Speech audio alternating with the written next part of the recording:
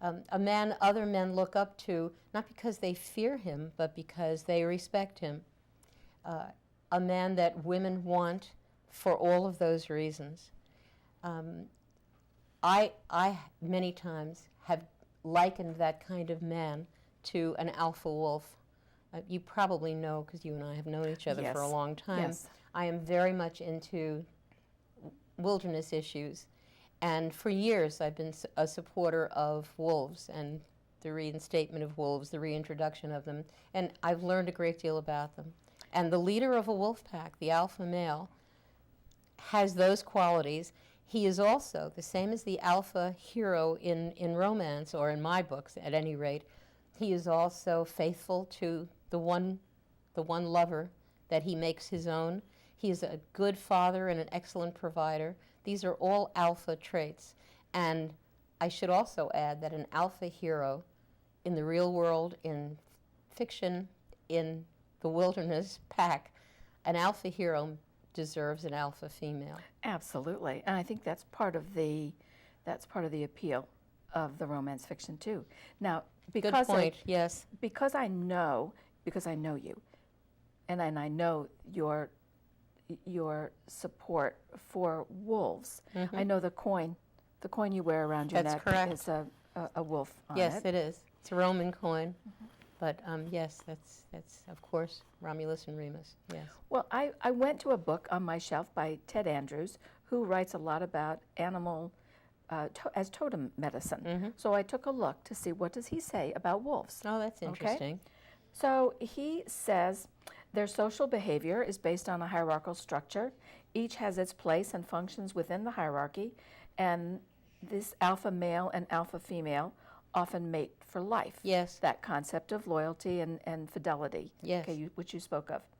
He says wolf medicine teaches respect and honor for family and children.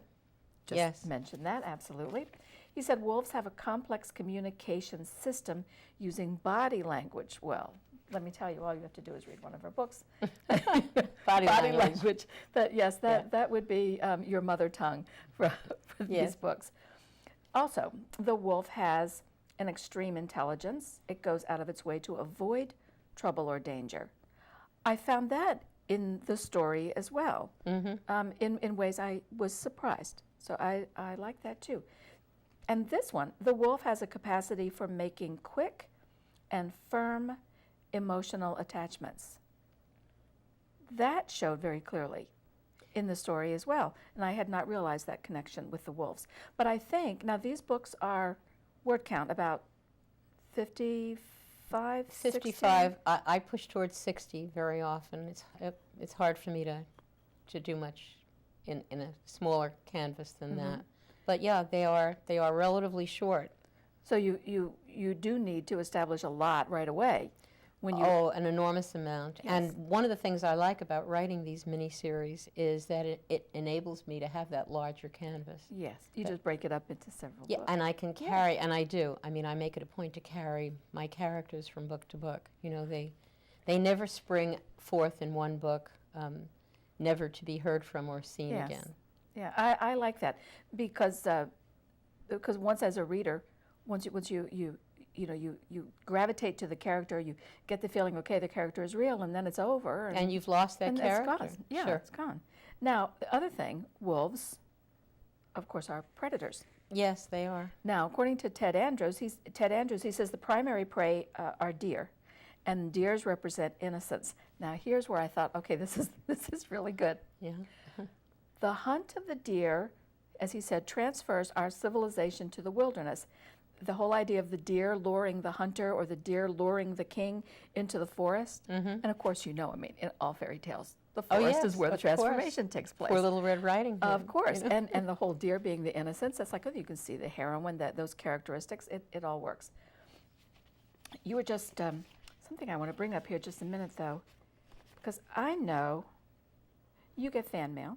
Oh, sure. And I know that your books are reviewed online at a number of different fan sites, reader sites. I want to read one, if it's okay with you, I want to read one that I saw on a review site. Sure. Okay. It says, Sandra Marton is an experienced Harlequin writer, very true, what, 75 books? 75 and 75 counting, books. yeah. And her books are really easy to read. That kind of skill isn't in itself easy to acquire, and I found myself admiring it while I was reading. Scenes and situations flow naturally, and it's only when you stop reading you start to realize how deft the whole setup really is. But it doesn't matter because Martin takes you into her world and lets you play there, beautifully written and constructed, with the characters making the difference between believability and preposterous over-the-topness. They were all great reads. That, I think, Isn't that nice? Yes, and that, I think, speaks to what you were saying earlier about the fantasy element. Yeah, there's a fantasy element. But if you have characters you believe in, Absolutely. yeah, then you can say, okay, I could believe in that And fantasy. that, for me, characters are, that's the framework of my book. Yes, absolutely. Let's talk a minute about sex scenes, Oh, sure. because they're a very important part of a romance novel. I mean, I think for those of you who are not aware, in the romance publishing world, there are books with many different levels of sensuality. Let's talk about that for a little Sure. bit. Like, for instance, at Harlequin, what do you see? I've seen over the years that so-called sweet romances, which are books with a minimal level of sexuality and sensuality to some degree, but certainly very little sex, I've seen that readership has lessened for those books. Now, that's not to say there are not some great sweet romance writers. There are. Sure. And some great sweet novels. But the feeling I've gotten is that readers are asking for more, I'm tempted to say more sex, but no, it's not that simple. I think they're asking for more reality.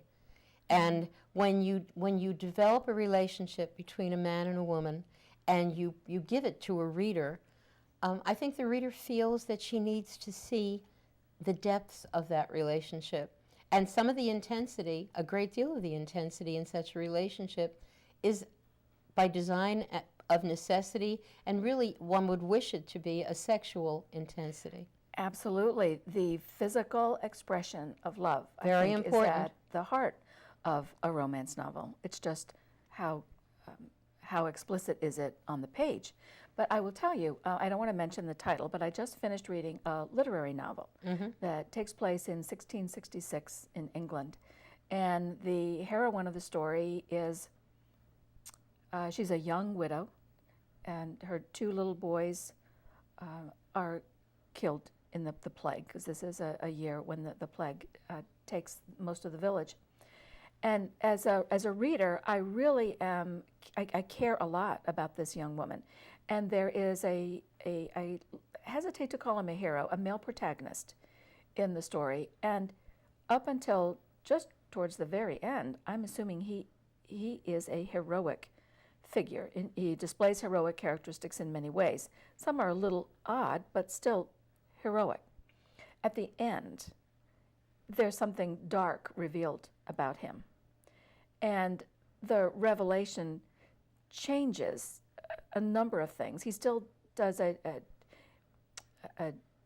genuine and generous act to help the heroine. I don't want to give anything away for people who are reading it.